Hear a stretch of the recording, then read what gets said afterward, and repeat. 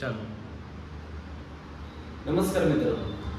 तर आज आपण थोडं डाएट बद्दल बोलूया. सपोज जर तुमच्याकडे एखादं लॉकर आहे आणि त्या लॉकर मध्ये ठेवण्यासाठी जर मी तुम्हाला गोल्ड दिलं, डायमंड दिले आणि रद्दी पेपर दिले, तर तुम्ही मला सांगा तुम्ही त्याच्यामध्ये काय ठेवताल? डायमंड.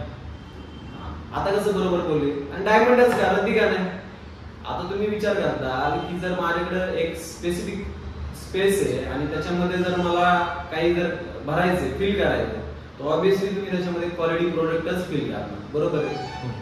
तसंच नेचर तुम्हाला रोज मॉर्निंगला एक एम्प्टी लॉकर देतो आणि खूप क्वालिटीचं लॉकर देतो आणि आपण त्याच्यामध्ये काय करतोय?